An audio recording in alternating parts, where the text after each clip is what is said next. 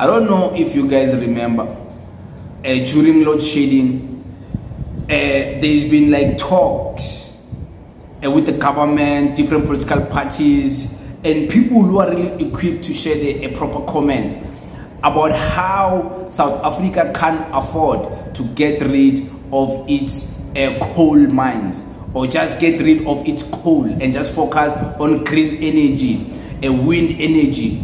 Apparently, even in the United States, they were trying to go along that route with a Democrat. But now there's a new sheriff in town, Trump.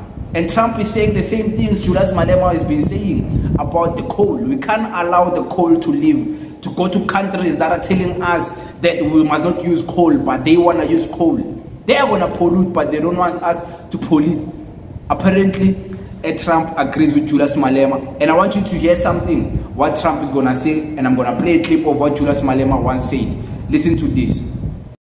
Starting on day one, we will end Kamala's war on American energy, and we will drill, baby, drill. We're going to drill, baby, drill. That's going to bring down prices of everything because energy brought it up. We're going to terminate the Green New Scam. It's called the Green New Deal. It's a scam. We took almost $10 trillion for nonsense, for absolute nonsense. We'll do bridges, we'll do roads, we'll do things that we need, but we're not going to be spending it or wasting it stupidly and have China laugh at us. In the meantime, they're building a coal plant every week, but now I hear it's 2 coal plants a week. And we're dying for energy. We don't have energy. Germany, as you know, went a little bit like us, and that was the end of Angela because their whole economy crashed. And their new government is building coal plants all over the place. They're building brand new coal plants, nuclear plants, and other things because Germany was going to fail. So why are we following these countries that tried it and failed? And they're smart countries.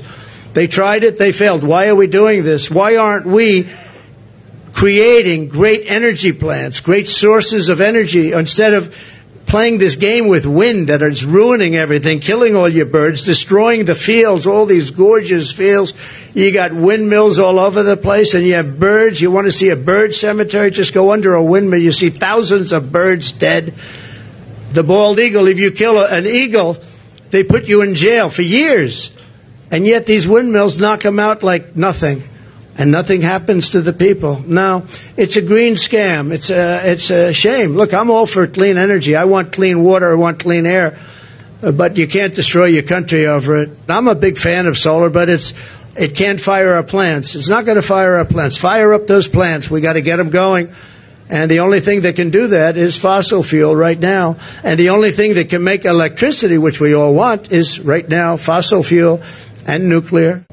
So that was Donald Trump, the new president of the United States, once again. Shout out to Donald Trump. Congratulations to Mr. Trump for being the president again. We know you're going to inspire the environment in a positive way. Yeah, there's allegations of you being a racist. There's allegations of you being a women beater. All of those other propaganda things, I don't believe them, because I believe they're only coming after you because you're a threat to the establishment. You are a threat to the deep state. That's why they're coming to you. They're coming after you because you're a big threat to the pharmaceuticals. You're the big threat to the new world order and the agendas of the World Economic Forum. So I am one young man who understands deeply why they're coming after you, and I don't hold any negativity towards you because I don't believe what they're saying about you. But shout out to you for rejecting this propaganda about the green energy, talking about pollution and all of those things. But some of these countries who are pushing these things, like Germany, they are the ones who are taking these coals and they are building power stations. They are building power stations, fossil stations, and they are using our coals that they get from our own countries. Every day we watch trucks taking our coal, going out of our countries, and we wonder, where is it going? And it's going to the same countries that are forcing us not to use these fossils. Why? What is the agenda? They want to be the leader. They know there's a power with coal. Electricity, you benefit. Industrialization, you benefit. You benefit in a lot of ways when you have coal as a country. Even your GDP, if maybe you are using more of coal in majority of your industries, Your GDP can increase, because that's another conversation for another day. But I want you guys to listen to Julius Malema say the exact same thing Donald Trump said. Listen to this. Now they are coming again.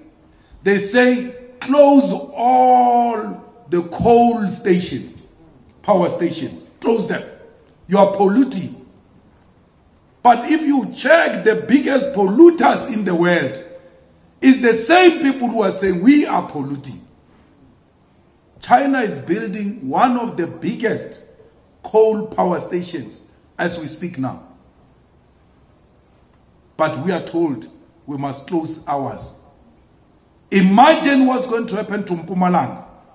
The day you close those coal mines in Mpumalanga, there will be nothing left of those people. But equally, we will not have a reliable energy, because we are not opposed to renewable. We are not opposed to independent power producers. But we cannot rely on the weather alone. That today there is no sun, therefore there is no electricity.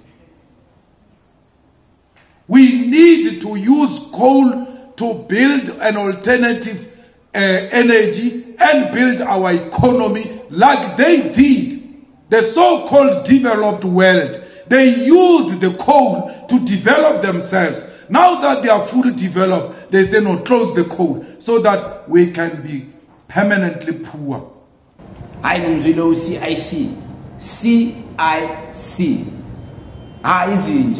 Izinja is Bafit. So this man and Donald Trump, they agree on the same thing when it comes to this thing. Of course, CIC is not the only one in South Africa. Don't get me wrong. There's different people from different political parties who have always said this, even spoke about the power and the need. Even President Jacob Zuma, I remember there's a time where he was speaking about the need to build, to build nuclear stations, for us to have nuclear, to get electricity from nuclear, even produce nuclear weapons, because many other countries, they are producing nuclear weapons. They want to defend themselves for potential war, for potential whatever might happen. Because as much as we are comfortable now in South Africa, here is no more apartheid, it's fine. We don't know what's going to come. We don't know if there's a war that's going to come. We don't know if there's a civil war that's going to come. We don't know. So in the meantime, we need to be preparing ourselves. But it is what it is. We'll speak about that another day. But shout out to these people, man, for rejecting the New World Order, because but in South Africa, it's going to be very hard for us to follow those steps whereby we reject this with the current government of Ramaphosa. Because let me tell you something maybe you're not aware of.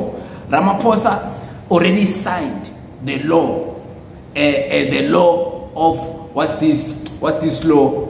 A climate change law. He already signed the climate change law. And the climate change law advocates for green energy, don't pollute, things like that. And it's already signed, it's on the bill. There's a bill already signed by the president.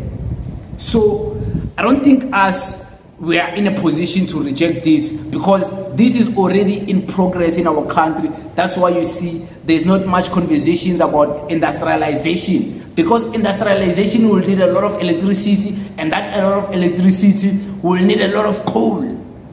But that's a conversation also for another day. I just wanted to make it clear to you guys that at least Donald Trump and President CIC Julius Malema agree on the similar views when it comes to coal. Thank you very much.